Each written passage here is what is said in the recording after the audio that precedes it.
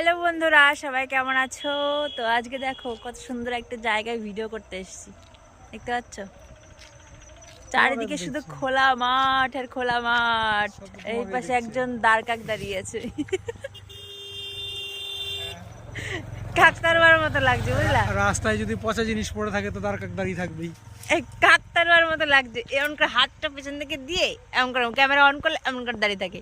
আর আমাকে যখন ভিডিও করে দেয় তখন মানে ওনাকে কিছু বলা যাবে না, ওনার রাগ তখন মাথার উপরে থাকে।